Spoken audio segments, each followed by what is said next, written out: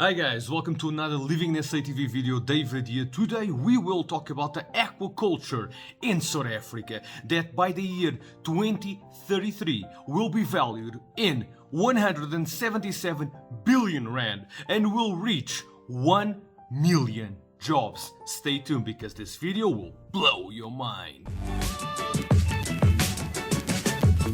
So guys, before we start this video, just want to give you guys wonderful news. If you guys want to support my work, please check my YouTube membership, which you guys can see it here on the join button or on the link below. You guys can also support me via Patreon or PayPal. Okay, so I wanted to speak about this industry in specific for you guys to have an idea in your mind, which is when an industry starts, it takes 10, 20, 30 years and then it becomes big enough to become a powerhouse and contribute for the economy of South Africa. That's what I'm saying. Entrepreneurship is needed and we need to keep that in our minds and teach this to the future generations in order to create new industries and take things further, because the world is developing at a phenomenal rate. So let me tell you guys a story. In 2010, the aquaculture in South Africa was valued in 50 billion rand and was employing 316,000 people, which was huge by that time. But by 2033, we're going to have 1 million people at least employed in this industry, and the market value for it will be 177 billion rand. And this is great news for our environment, because as you know, the oceans around the world are literally dying with climate change, overfishing and the pollution. So by doing this and harvesting our own seafood in controlled conditions and be able to consume internally and also exporting are great news. And that's what I'm saying, guys. Things take time to develop. You need to have the vision, the right investment, the mindset in order to take things forward. There is no such thing as quick get money rich schemes. Take that out of your mind.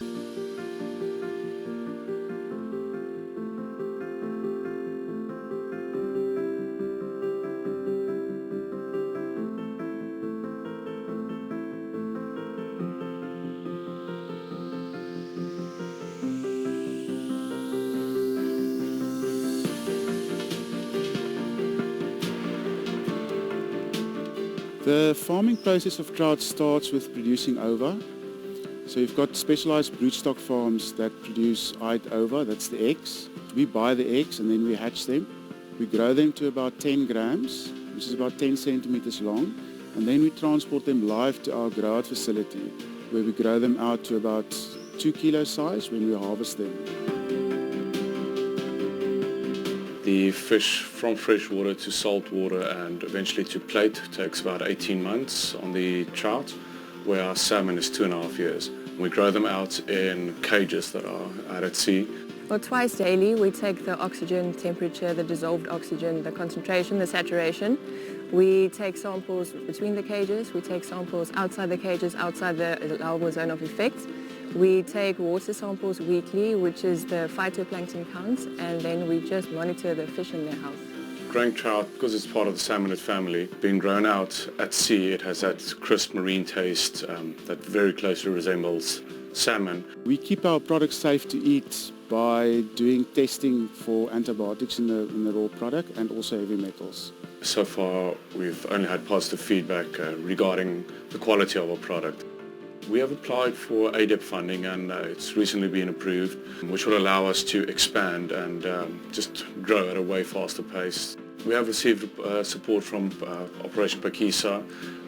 If it's to get more lease area, we're on our way to expand the farm on another site. Trout farming's got a big impact on the tourism in South Africa, specifically fly fishing, as we supply most of the fly fishing dams and societies with trout.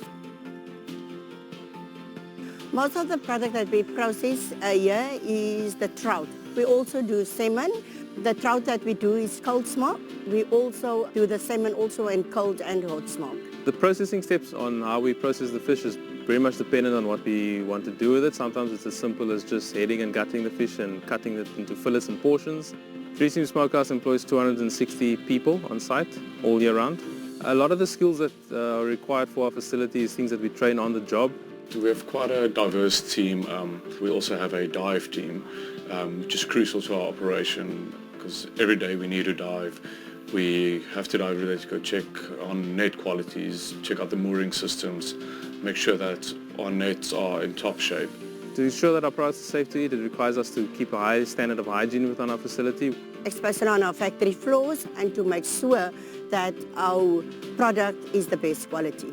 We also have a lot of third-party audits that we undergo, as well as micro-testing that we send to external laboratories to verify our food safety. I don't really have a favorite recipe because trout's so versatile. Coho salmon, cold smoked is amazing. Okay, so now let's talk about the project, which is called Operation Phakisa. That was a government initiative to actually start these type of industries. So, unlocking the economy potential of South Africa was launched in 2014, which was called Operation Phakisa. They bring together teams from government, labor, business, academia and other sectors to work together in experimental laboratories. What do I mean with this? To explore all possibilities and further unlock the potential of our country's possible new industries, Phakisa puts everyone together and says, let's see what we have around us and how can we make a profitable and regulated industry out of it. Just copy what other countries are doing. That's also a good idea. Industries that Phakisa is in: health, oceans, education, mining, waste, agriculture and biodiversity. Cool stuff.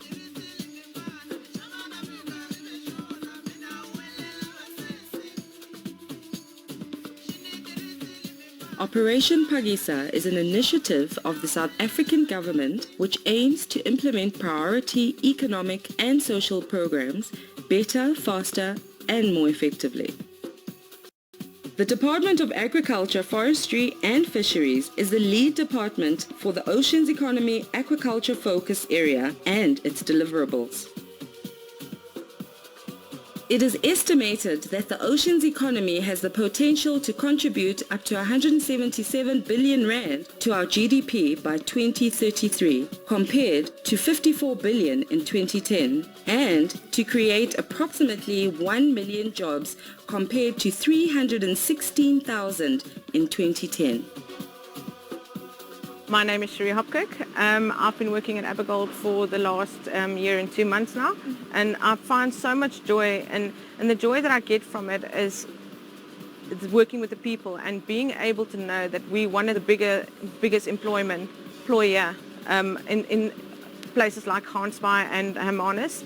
We're putting so much back into the communities and seeing them grow and knowing that there is really people that's looking forward to get into the aquaculture industry and taking this forward. I'm Chris Wilkinson. I'm the manager here at HIK Buffalo's. It's a new farm. We have 32 employees currently. By the end of the year we'll have 42, and within the next year we'll have close on to 90 employees. Currently we've got 19 tons of abalone on the farm. And if the next year goes through, we would like to have 500 tons. My name is Ruben Saul. I'm the chairman of the Doringbaai Development Trust, initiative that we started in 2007. About 5 years after that, we successfully formed the Doringbaai Abalone Company. So the Doringbaai Development Trust is the first community in South Africa obtaining a 35% shareholding in a commercial abalone farms. My name is Nico Prince. I'm the farm manager for Blue Ocean Mussels. Currently we're sitting at a production capacity of 700 tons mussels per annum, and we're going to increase that to about 2,000 to 2,200 tons per annum. There was a lot of people skeptic about Phakisa when it started. There was a lot of people with the wrong understanding thinking that you're going to get millions of rand for free just to do whatever you like. Apart from all the benefits that came out of Phakisa, I think Phakisa structured the whole thing a little bit. It was not a lot of loose ends anymore. Job creation is an important thing. It's not only the numbers being created, but there's potential for taking people up the ladder, so to speak, because of the long-term livelihood of a project like this. My name is Nolan Adams.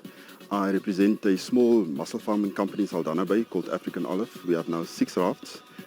Through Operation Phakisa, they assisted us tremendously, and by the end of 2018 we'll fill the water space to capacity, and we have 30 rafts. Hey, my name is Baron Stander. I'm the manager of the Malapong trout farm here in Saldanha. The project's been going from November last year, and we basically got 2 cages in. It's still on pilot phase, so we're doing research only now. But things are going very well, so we are progressing to do a basic assessment and to go further with the project. The sector, South Africa's aquaculture sector, has been going through development times, and they were identified a new species called dusky cob. So what the department decided to do was take on the role as with the industry and try to develop the dusky cob industry within South Africa. And they looked at the Hamburg Aquaculture project as a possible site to do a pilot project on dusky cob, as well as continue with the oyster farm within the vicinity. I'm Richard Clark. I'm the Managing Director of Wild Coast Abalone. We currently produce about 160 tonnes of abalone a year. We've got 220 employees currently working, and yes, we farm abalone, we grow it and export it. Okay, so now let me tell you guys the top 3 aquacultures in the African continent. So, the industry in South Africa is in its infancy, with production volumes being very low, even compared to its continental peers, where Egypt, Nigeria, Uganda and Ghana lead the pack. They produce 93% of the all aquaculture in Africa. They have been doing this since the 1960s. Okay, this is a very interesting one, which are the areas in South Africa where aquaculture is so active. Let me tell you guys. So, the most important areas for the production of freshwater species are the Limpopo, Mpumalanga lowveld. The lowveld is a subtropical due to its latitude and proximity to the warm Indian Ocean, and northern KwaZulu-Natal. Trout is formed along the high mountains of Liedenburg area, KwaZulu-Natal, Drakensberg and the Western Cape. Which aquaculture species is the most profitable? Tilapia and shrimp. According to the Department of Agriculture, Forestries and Fisheries, aquaculture in South Africa is divided into freshwater aquaculture and marine aquaculture. Other freshwater species cultivated on a small scale include catfish, freshwater crayfish, and tilapia species. Marine aquaculture is a fast developing sector with a focus on mussels, oysters, abalone, seaweeds, and prawns. Of these, mussel farming is the best established. Abalone is also well established, centered in the Hermanus area on the Cape South Coast. There is also an experimental offshore farm or a cage culture of Greens Bay for salmon. Most recent data from the Department of Agriculture, Forestries and Fisheries indicate that South Africa industry is dominated by the Western Cape province, which accounts for more than 80% of all South African aquaculture produce. My name is Nolan Adams. I'm the manager of a mussel farming business in the inner bay of Saldanha. I am a mussel farmer for the past 4 or 5 years. I am an entrepreneur. We saw the opportunity and we bought into a farm, and as from then we never looked back. We farm mussels on rafts in the inner bay, and underneath the raft there's 800 ropes, and the dropper is about 6 to 7 meters long. So in actual fact, there's about 4.8 kilometers of rope under each raft. Our farm is 30 hectares big. For each hectare, you can have one raft. Mussels attach naturally to ropes.